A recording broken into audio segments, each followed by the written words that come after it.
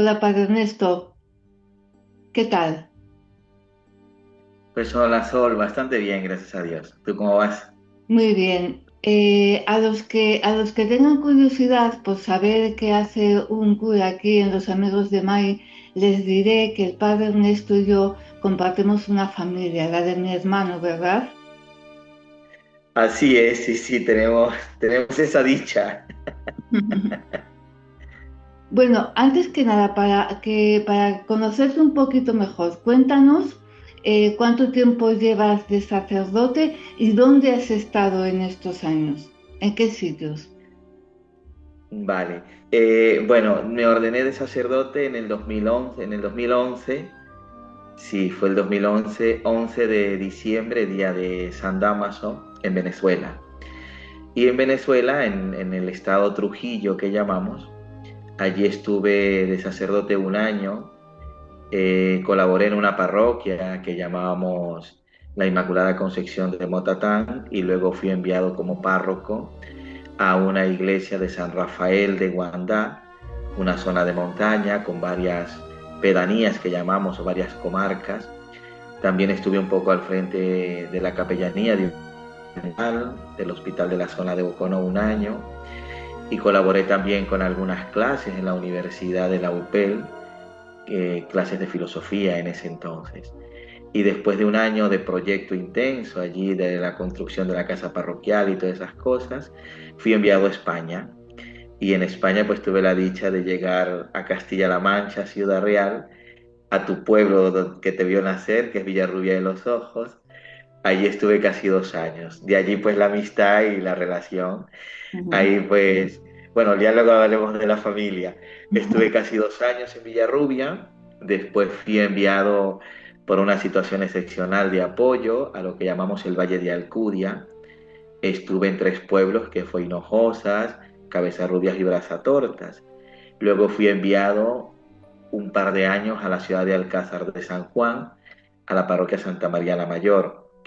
Y después de allí de 2 años, estuve de párroco 7 años en cuatro pueblos: Abenójar, Cabezarados, Navacerrada y Fontanosas. Y durante ese periodo, en Castilla-La Mancha, pues pude hacer algunos estudios.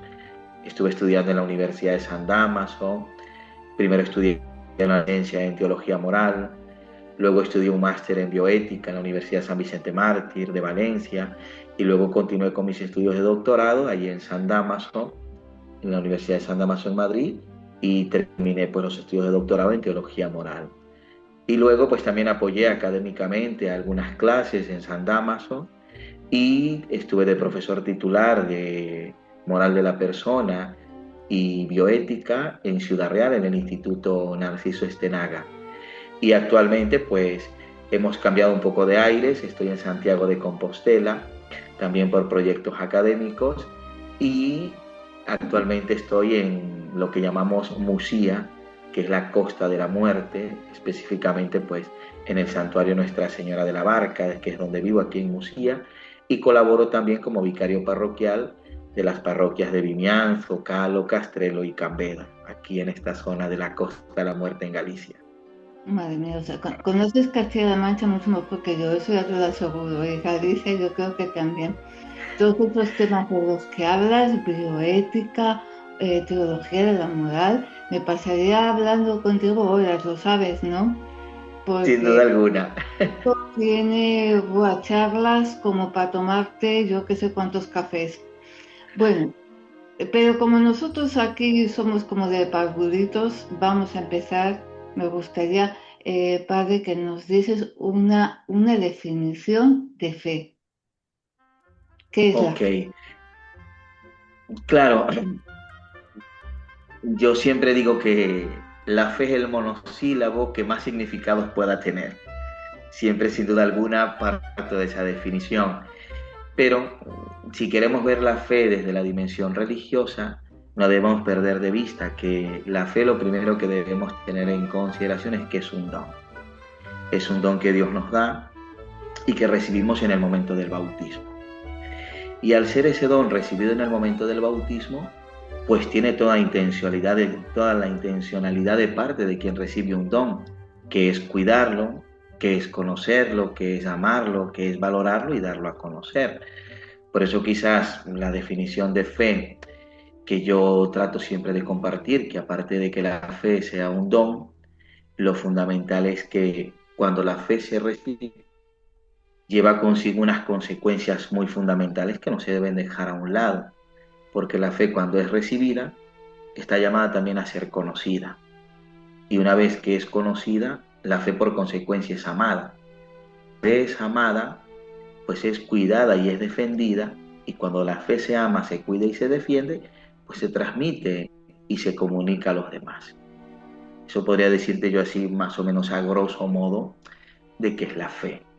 Cuando dices que es un don, quieres decir que o la tienes o no la tienes. Quiero decir, si tú no tienes fe, hablamos de la fe religiosa, aunque yo creo que va unido con otros tipos de fe, ¿no? Pero bueno, se puede trabajar, tú puedes trabajar tu interior para tener esa fe o, Aquí o- quizás tendríamos que diferenciar qué es la fe y qué es creer.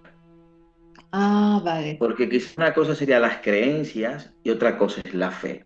claro, La fe entendida como un don, lo primero que tenemos que tener claro es que algo que se nos da. Y la fe como don se nos da en el momento del bautismo. Cuando somos bautizados se nos da el don de la fe. Y por ello el papel importante de los padrinos, que están llamados a ser los custodios y los transmisores de la fe de a quien acompañan en el bautismo. En el ritual del bautismo, cuando se acoge a un niño que va a ser bautizado con su familia, siempre se le pregunta, ¿y vosotros, padres y padrinos, estáis dispuestos a colaborar con la educación de la fe de este niño que hoy recibe? Y él públicamente y libremente, pues sí, estamos dispuestos. Y eso es como tal. Creer, creer sin duda es movido por la experiencia de algo que me hace bien, algo que me ayuda, algo que me ha dado resultado y por lo cual yo apuesto. Eso quizás sería creer, decir, mira, yo creo por esto, no creo de la noche a la mañana. Yo creo en alguien pues porque me da señales, me da actitudes, me manifiesta y me demuestra que puedo creer en. Yo no puedo creer, sí, sí, yo creo en ti porque me nació creerte ahora. El creer no es un arrebato, sino una experiencia. Yo creo porque hay señales, hay gestos, hay signos que me hacen a mí decir, mira, pues yo creo en esta persona, yo creo en esto. pero, o sea, es que si yo creo, también tengo fe. Claro, pero recuerda que yo estoy hablando de la fe como un don desde la perspectiva religiosa. Ajá, Por eso te decía que yo comenzaba a decirte que el monosílabo con muchísimos significados es fe, sí. pero si nos vamos a la perspectiva religiosa, entendemos la fe como un don que se nos da.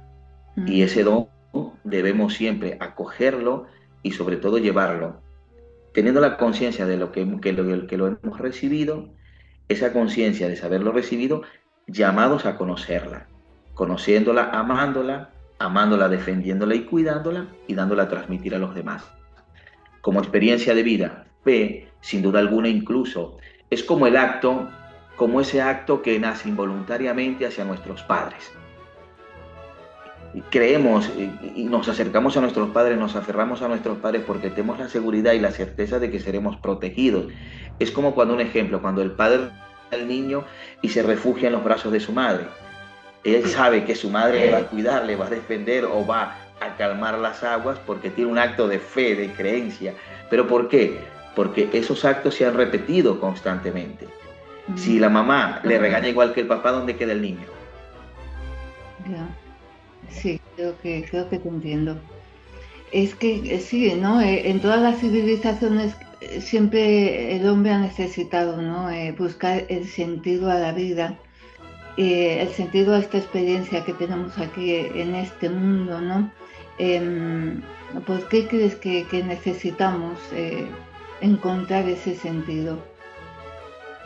Yo recuerdo siempre cuando se nos daba en la primaria una materia que era educación familiar y ciudadana, que era un poco con un tinte sociológico las clases, y había una definición de hombre o de persona que decía que era un ser biopsicosocial espiritual. cosa que hoy en día pues como que hemos cambiado mucho con todas las formas que queremos hoy definir a la persona o al hombre o a la mujer. Entonces esa dimensión espiritual siempre forma parte de la persona y buscará de una u otra forma llenarla y darle respuesta. Darle respuesta al sentido de la vida. A esas tres grandes interrogantes que siempre girarán en torno a la persona. ¿Quién soy? ¿De dónde vengo y hacia dónde voy? Entonces, todas estas preguntas a nivel antropológico siempre han buscado esa respuesta natural e innata de la persona, porque, como yo siempre digo, el hecho de sentirnos en este mundo de la creación tan diferentes, tan perfectos, tan únicos, la pregunta es, ¿de dónde viene toda esta perfección, este ser tan único, esto tan diferente que soy de todas las especies? Mm. ¿Y hacia dónde voy con todo esto? Entonces, siempre esa dimensión espiritual ha buscado respuestas. Lo ha hecho por medio de la religión, lo ha hecho por medio de la espiritualidad, lo ha hecho por medio de alguna corriente, digamos también de cierto sentido espiritualista, a lo largo de toda la historia. Mm. Sí, sí, además ahora se habla mucho, hay muchos científicos, ¿verdad?, que hablan de la perfección de todo el cosmos, ¿no? A mí me impresiona mucho cuando oigo decir que cualquier variedad, cualquier cosa que cambie en el cosmos, todo se iría al traste, ¿no? Y es todo perfecto. Padre Ernesto, ¿se puede vivir sin fe? ¿Cómo es vivir sin fe? Yo creo que tiene que ser mucho más complicado, ¿no? Sin duda alguna, o sea, a ver, vuelvo a la misma visión social. Somos seres sociales, no Sí. podemos vivir aislados. Y en dimensión meramente humana, siempre buscamos creer en alguien, siempre buscamos tener fe en alguien o tener fe en algo, ya sea fe en nosotros mismos, fe en los que nos acompañan y forman parte de nuestra vida, fe en nuestras cualidades, nuestros dones y virtudes o capacidades. Siempre nos mueve la intención de creer en algo, no vivir aislados. Mm. Desde un ámbito religioso, sin duda alguna, la fe es necesaria y es una forma de vida que tiene consecuencias con el día a día. O sea, la persona que dice ser persona de fe y creyente y practicante, pues tiene que ser consecuente con lo que cree. De vivir como cree, da sentido a su vida. Pero es imposible vivir sin fe o es totalmente imposible. Es imposible vivir sin fe, ¿sí?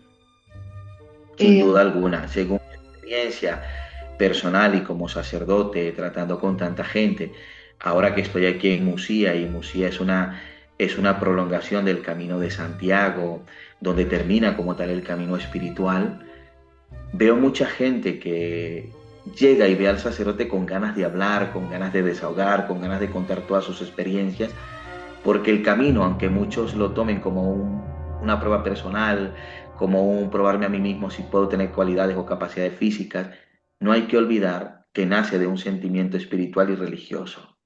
Y el camino tiene la gracia de Dios que por sí solo da una gracia a cada peregrino.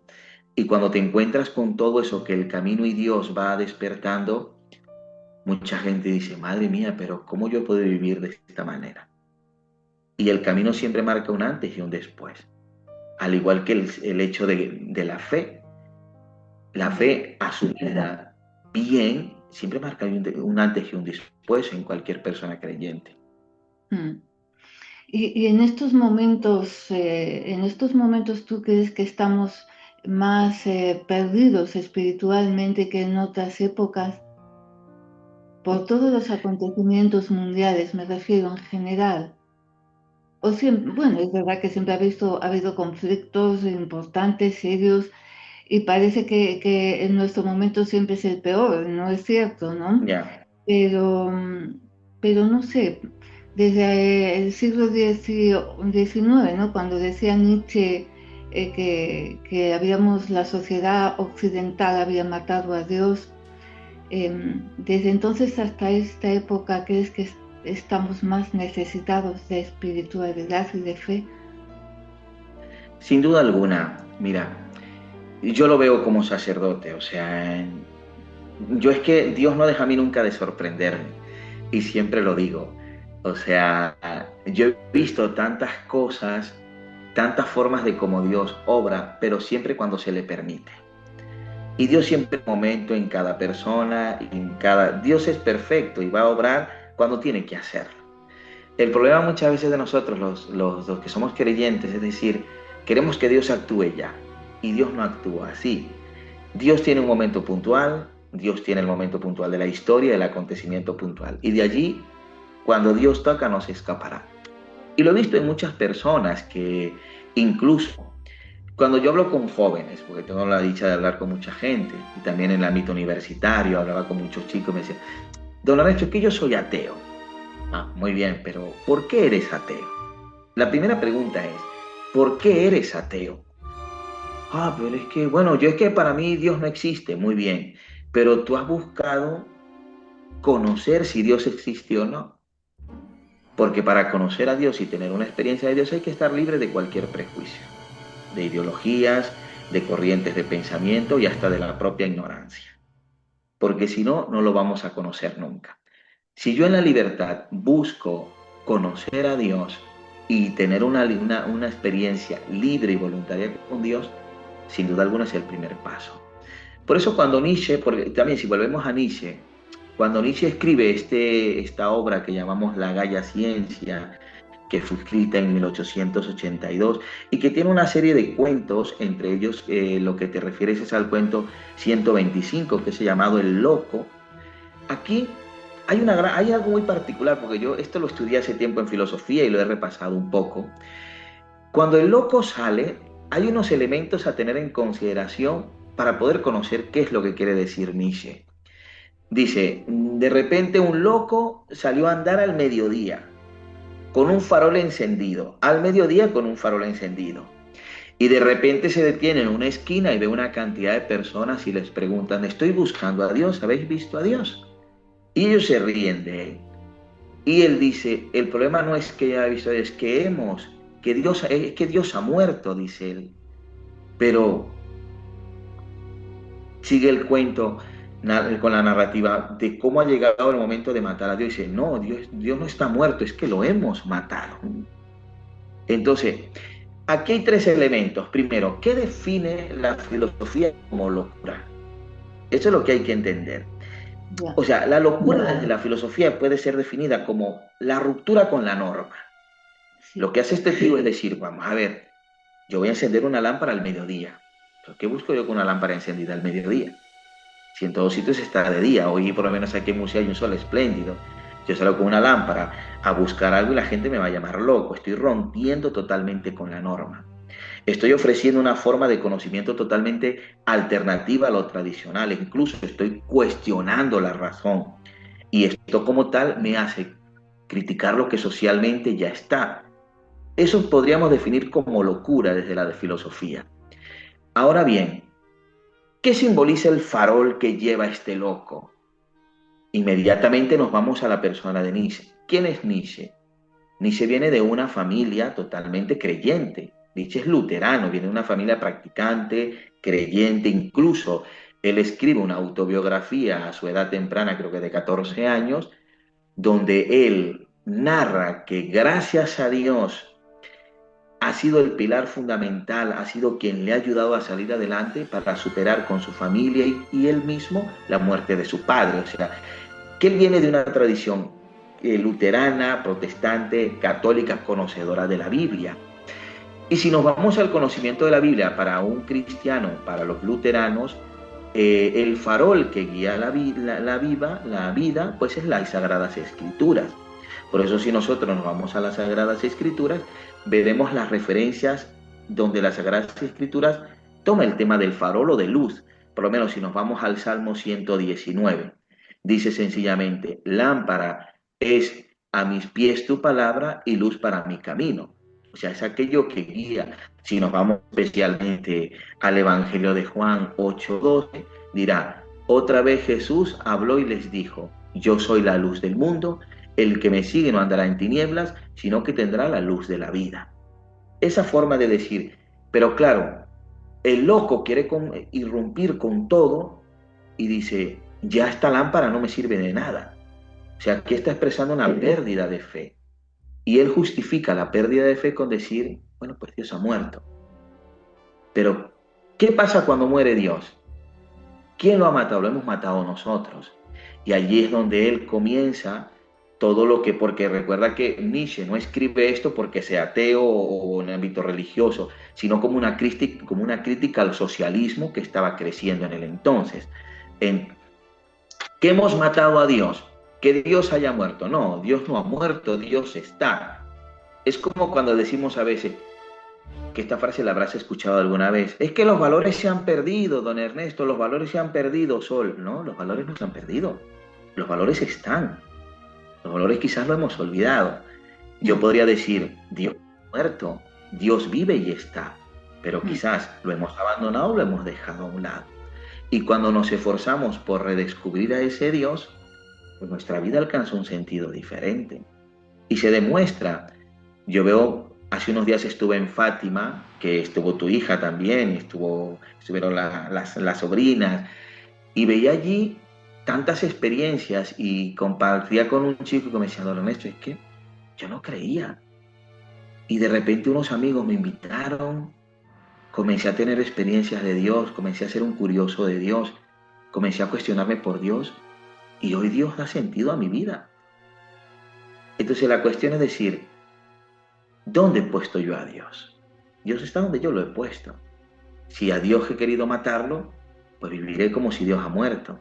Pero si a Dios lo reconozco como vivo, pues dará vida y sentido a mi vida. Ahora no podemos expresar una idea en las mismas palabras de hace 50 años. Entonces, incluso ahora que hablabas de los hijos, de los sobrinos, los adolescentes tienen un lenguaje que los adultos muchas veces no entendemos. Entonces, no se debería hacer el mensaje de la Biblia más fácil.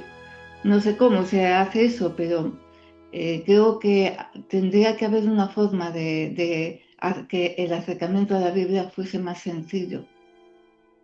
No, sin duda alguna los hay, o sea, siempre hay la pedagogía, las formas de enseñanza, siempre hay, digamos, las dinámicas de transmisión de un mensaje. El mismo Cristo lo hace. El Evangelio en su contexto siempre hubo personas que no lo comprendieron, personas que lo malinterpretaron, personas que le sonó durísimo, porque recuerda que cuando Cristo comienza a predicar el Evangelio, vivíamos con unas bases de tradicionalismo judío impresionante. Y eso fue una de las cosas que le valió la pena de la muerte al mismo Cristo. Cuando se atrevía a decirles a la gente que, por lo menos la ley del sábado, que el sábado, que el hombre no era para el sábado, sino el sábado era para el hombre. Eso fue una condena total y sin embargo fue explicada de la mejor manera. El tema del perdón, a mí me habían enseñado durante muchos años que yo tenía que perdonar a 7 veces hasta ahí y de resto incluso considerar muerto a quien me haya ofendido. Y Jesús viene y dice, no, aquí tenemos que perdonar 70 veces 7. O sea, que es la forma de expresar la forma infinita, la manera infinita de perdonar. Y muchas cosas. Lo que sí digo yo siempre, el otro día le preguntaba a un amigo que me decía, oh, madre mía, Ernesto, me he terminado de leer la saga de Harry Potter. Madre mía, yo he leído la saga de Harry Potter y la leí por decir, mira, vamos a ver, y es algo duro, pesado y complejo. Y me decía, y lo ha entendido. Y es religioso, yo le decía, ¿y cuál fue el último libro de la Biblia que has leído? Me dijo, Ernesto, ya está, le digo yo, quizás es, como te decía al comienzo, cuando nos liberamos de prejuicios, cuando nos liberamos de preconcepciones, es cuestión de leer la Biblia y cogerla y leerla. Hoy en día hay muchísimos cursos online, muchísimas explicaciones. Yo me acuerdo una vez que hice una dinámica cuando este pasaje bíblico que la gente malinterpreta mucho, dice, más le será más fácil a un camello pasar por el ojo de la aguja que a un rico entrar al reino de los cielos. todos los ricos están condenados, todos los ricos van al infierno. No, ya va, vamos a ver, aquí vamos a entender algo primero. ¿Usted que entiende qué era el ojo de la aguja? Se quedaban, ¿cómo? Sí, sí. Yo no voy a coger un camello y lo voy a atravesar en el ojo de una aguja, lo que es para mí el ojo de una aguja. Ah, ¿y cómo es? Entonces el camello debe ser un tipo de hilo. Tampoco, camello no es un tipo de hilo, le dije yo. En el contexto de Jesús, cuando las ciudades se cerraban, el punto de control, que eso, digamos son las aduanas o los peajes hoy en día, se le llamaba el ojo de la aguja y era una puerta tan estrecha que el camello solamente podía pasar arrastrado y sin carga, porque era el único medio de transporte. Madre mía, ¿qué me estás contando? Sí, porque aunque la Biblia sea palabra de Dios, fue escrita y inspirada en un contexto determinado. Claro. Y eso es lo que siempre hay que ver. Es decir, mira, por eso cuando leemos la Biblia, siempre hay que entenderla como la palabra de Dios que ilumina nuestra vida, pero que hay que esforzarnos por comprender y entender qué quiere decir cada uno, cada mensaje, cada palabra que lleva consigo las Sagradas Escrituras. Y sin duda alguna, el esforzarse por nosotros los que somos pastores de tener una pedagogía que ilumine, que sea comprensible y que sea cercana, más para las edades actuales. Porque en aquel entonces no había Instagram, no había TikTok, no había esto, no había lo otro. Y hoy en día pues las redes sociales te invaden de mucho conocimiento y mucho conocimiento falso también. Sí, muchas metáforas que ahora ya no tienen sentido, como lo que acabas de decir de la aguja y del camello, que ahora no se entienden, ¿no? Porque el lenguaje, pues sí, es una de las mejores herramientas que tenemos para comunicarnos, pero no es perfecto. No hay, o sea, la interpretación siempre está ahí y nos podemos equivocar en la interpretación. Y Sin claro, duda alguna. cuando se hacen metáforas tan lejanas, pues es complicado, es complicado. Yo creo que sí, que hay que hacer metáforas nuevas, ¿no? Eh, Sí, sí, por eso te digo que la pedagogía siempre es la clave para transmitir con mayor riqueza un mensaje y más cuando en ámbito de fe se refiere. Padre Ernesto, ¿y qué me cuentas del nuevo Papa? ¿Qué espera la Iglesia del nuevo Papa? Pues no lo sé, yo, o sea, yo que la iglesia espere algo, mira, yo como iglesia, yo esperaría primero un pastor santo, un pastor cercano y un pastor que sepa comprender que el ser papa es la mejor forma de servir que Dios le ha pedido. Eso quizás yo pediría del papa. Hay muchas expectativas. El otro día leía un artículo de Roma que hacía una definición un poco bastante particular y acertada. Me gustaba porque conozco algo del Papa León XIV. Lo definían como un bergoliano moderado. Ya sabes que Bergoglio, por todo lo argentino y todo lo que fuera el Papa Francisco, pues, y por todo el sentimiento latino, que nosotros los latinos somos muy diferentes, muy expresivo a la hora de comunicar cosas, de decir cosas y de querer cambiar cosas.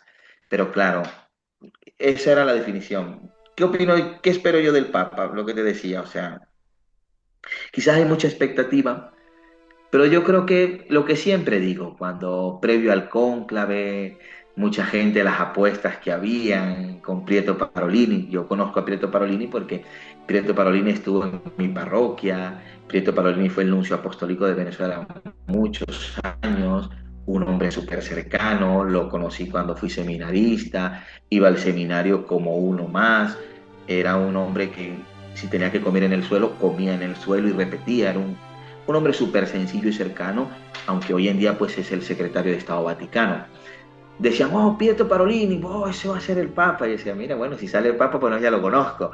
Pero como siempre dicen en Roma, el que entra Papa siempre sale cardenal. Y Dios no deja de sorprendernos. Y mira, Robert Francis Prevost, que no sonaba por nada del mundo, pues es el nuevo Papa León XIV, ¿sabes? Mm.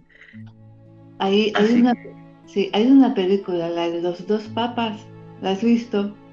Está sí, genial. vi algún comentario, no la he visto completa, ahí sí no he visto la película, pero he visto trozos y algún comentario. Pues yo creo que a quien le gusten estos temas, que a mí me parecen apasionantes, merece la pena. Yo creo que es una buena película, ¿no? Esa diferencia entre los dos papas, ¿no? Eh, o sea, es que son tan diferentes el argentino y el alemán, ¿no? Esa forma de pensar, esa forma de educación que tienen, porque claro, hay tantas diferencias desde que nacen. Es muy interesante. Pues para ir terminando, ¿nos querías dejar algún mensaje que podamos entender todos? Pues nada, antes de terminar, por lo menos cuando hablas de los dos papas, de la diferencia de cada uno, yo creo que eso también es la riqueza de nuestra iglesia. Mira los 12 apóstoles con los que comienza esto, totalmente distintos los 12. Y allí el mismo Cristo quiso comenzar su obra llamando a cada uno por su nombre y sabiendo lo distinto que era cada uno. Yo por lo menos lo veo cuando yo estudié con tantos compañeros en el seminario y como siempre digo, los sacerdotes somos totalmente distintos y diferentes todos, que decía, madre mía, y todos somos sacerdotes, sí. Pues esa es la iglesia que tenemos, una iglesia que en la diferencia se complementa y se enriquece y Dios sabe derramar su gracia en cada uno y eso es lo importante. Yo le digo también rezar por el nuevo Papa, que Dios les dé mucha sabiduría y agradecer todo lo que los anteriores papas nos han dejado a nuestra iglesia. Como mensaje, pues nada, primero solo agradecerte por esta oportunidad de compartir un rato en tu podcast, de tenerme en consideración. Y como decíamos, pues sí, nos une una familia, que ya sabes que soy parte de vuestra familia con mucho cariño, los quiero un montón porque yo desde Venezuela para acá llegué solo y Dios siempre me ha bendecido con gente maravillosa y esa pues han sido vosotros, tu hermano y su esposa y los hijos y vosotros siempre ese cariño de gran acogida en tu difunto padre, Marciano Daniel, que fue un gran amigo también, que quise muchísimo y siempre rezo por él. Así que pues hemos tenido historias de compartir. Nada, pues como mensaje, Dios está vivo.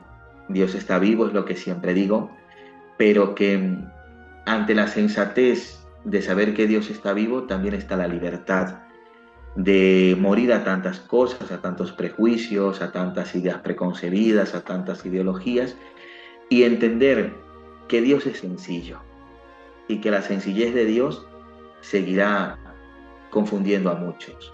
Yo siempre diré que lo más complejo de comprender a Dios es lo sencillo que es.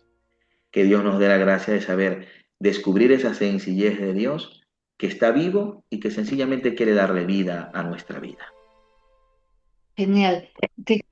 Una pregunta más que no quiero que se me quede ahí. ¿Por qué es importante orar, rezar? ¿Por qué? Ver, recuerda que rezar es una cosa y orar es otra. Vale, Rezar es hacer nuestras las oraciones que la iglesia nos propone para prepararnos y acercarnos a Dios. Rezar el rosario, rezar una novena, rezar una oración de piedad. Y orar es permitirnos la oportunidad de detener nuestra vida a cara con Dios y hablar con Él. Dejar que nuestro corazón le hable y permitir también que nuestro corazón escuche la voz de Dios en el detenimiento de nuestra vida. Eso es orar, dejar que el corazón le hable a Dios y Dios también hable a nuestro corazón. entendido. Pues con esto terminamos, Padre Ernesto. Seguimos hablando pronto. Me ha Que encantado. esperemos que sí. Sí, Un gracias. abrazote grande, Sol, y una bendición a todos y a vosotros, ¿vale? Muchas gracias. A ti, chao.